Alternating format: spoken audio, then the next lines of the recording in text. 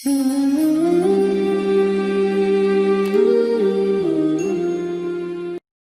yang pertama. Melakukan ketaatan dan takut. Takut kepada Allah, takut nggak diterima. Yang kedua, hindari perbuatan dosa. Ada dosa yang jadi kebiasaan akhirnya.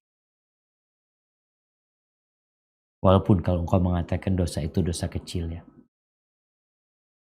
Al-ma'siyatu baridul kufur. Kemaksiatan itu mengantarkan kepada kekufuran. Tadi kita cerita tukang adzan. Kok bisa ya? Su'ul khatimah. Bahkan mati dalam kondisi murtad. Mungkin ada dosa-dosa yang dikerjakan. Maka hindari dosa. Karena ada orang yang berbuat dosa, lalu dia berencana untuk tobat. Nanti gampang. Tapi semua ingin bertobat. Tapi yang ditakutkan, engkau gak sempat tobat nanti. Yang ketiga, punya amal soleh yang disembunyikan. Ini yang pernah kita singgung dalam beberapa kajian. Nabi SAW berpesan, liyakun li ahadikum khib'un min amalin soleh.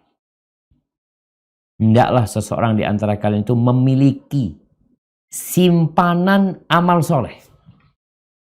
Kita perlu mempunyai rahasia antara kita sama Allah.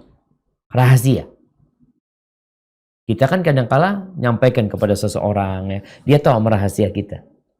Kan ketahuan sama dia. Tapi engkau kalau bisa punya amal soleh, yang gak ada yang tahu. Bagaimana Rasul SAW ketika menyebutkan tentang salah satu dari 7 golongan yang akan mendapatkan naungan Allah adalah warajulun. Kata Nabi SAW, tasaddaqa bisadaqatin fa'akhfaha. Seorang yang bersodakoh dengan sebuah sodakoh lalu dia menyembunyikannya. Hatta la ta'lama shimaluhu ma tunfiqu yaminuhu. Sampai tangan kirinya nggak tahu yang disodakokan sama tangan kanan. Amal soleh yang tersembunyi. Di sini kita tahu juga kenapa sholat sunnah dianjurkan di rumah. Amalkan di rumah. Dan kesempatan untuk punya amal soleh tersembunyi ini sebenarnya kesempatan yang sangat besar sekali buat para wanita. Engkau di rumah. Laki-laki berangkat ke masjid semua pada tahu. Salat tahiyatul masjid semua pada ngeliat. Tapi engkau di rumahmu. Engkau salat qobliyah, salat duha 8 rakaat, 10 rakaat. Nggak ada tetangga yang tahu. Kecuali engkau posting. Engkau ngaji di rumah 1 juz, nggak ada yang tahu. Makanya kalau ada program-program one day one juz yang harus dilaporkan, ya mungkin untuk pembelajaran boleh-boleh aja. Tapi engkau harus punya.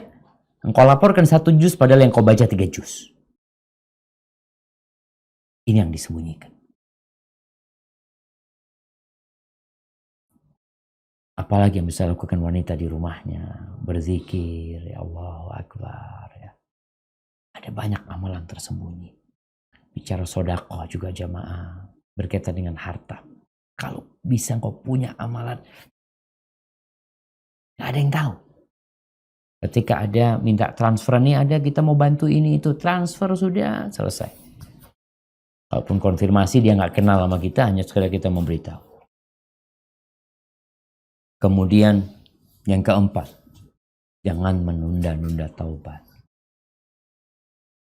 Taswif min junudi iblis. Menunda-nunda taubat itu, ucapan nanti itu termasuk pasukan iblis. Yang paling dahsyat menggoda manusia. Na'udzubillah kemudian dia mati su'ul khatimah. Kemudian jamaah, perbaiki batinmu sebagaimana engkau memperbaiki lahirmu. Perbaiki batinmu sebagaimana engkau memperbaiki lahirmu. Karena jangan sampai kita cuma baik kelihatan orang. Kita itu Masya Allah cuma kalau sama penampilannya Masya Allah. Makanya kalau kita kadang-kadang lihat ya, seorang emak-emak, ibu-ibu pakai baju bagus, ini itu macam-macam. Tapi apakah fisik dia yang di dalam baju itu bagus? Belum tentu. Kadang-kala dia menyembunyikan di balik baju itu sesuatu yang tidak baik.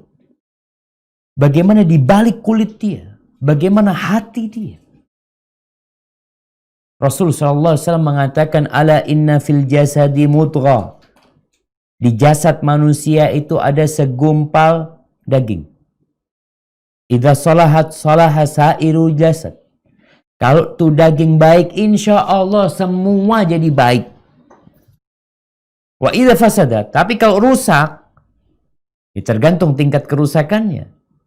Maka seluruh tubuhnya jadi rusak. Ala wahiyal qalb. Segumpal daging itu adalah hati. Jantung kita. Nah, kalau bicara itu tadi bagaimana supaya husnul khatimah. Dan itu yang terpenting buat kita. Yang terpenting buat kita. Kalau mungkin ada orang yang berpikiran tentang tanda-tanda Ustaz. Gimana tanda-tanda? Tanda-tanda itu orang lain yang lihat. Kita kan fulan mati. Alhamdulillah fulan mati.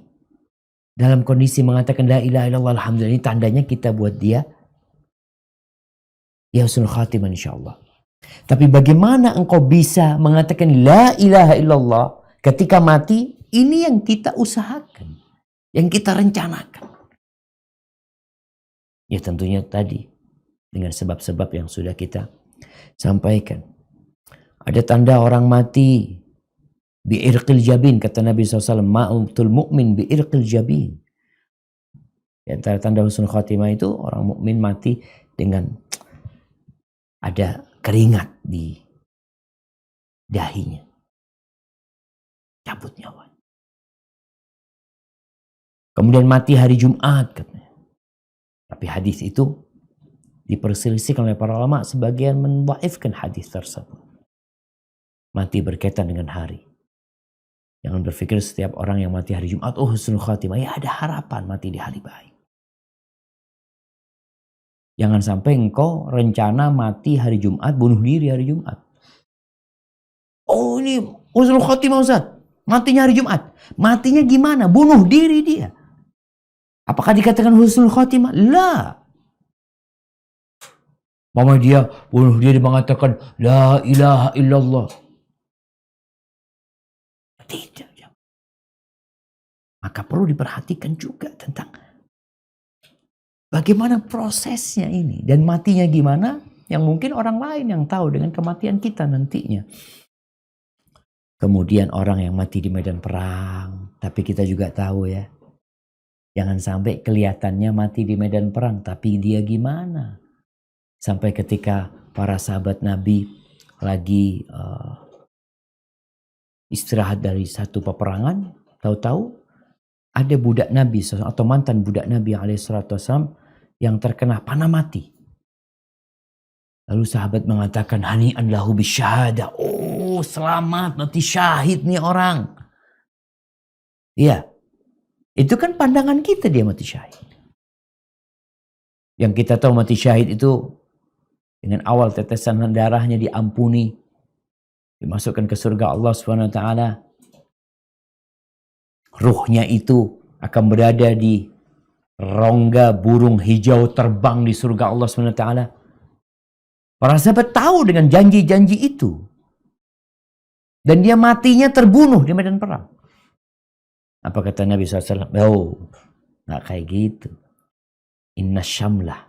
Kau tahu ada kain yang dia ambil. Yang tidak termasuk bagian dia dari harta rampasan perang.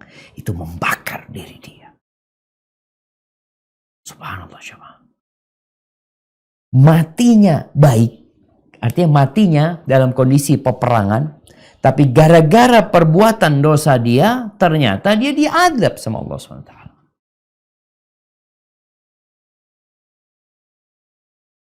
Kemudian ya mati yang terkena taun, wabah, yang kita juga itu tanda-tanda mati syahid, orang yang mati sakit perut, orang yang mati tenggelam. Itu masuk syahid fisabilillah. Tapi tetap juga amalan menjadi penentu. Kalau itu kan kelihatannya buat kita, ya udah kita hukumin seperti itu. Tapi tatkala ternyata Nabi SAW memberikan informasi lain, maka kita harus takut dan berhati-hati. Hadza wallahu a'lam bishawab.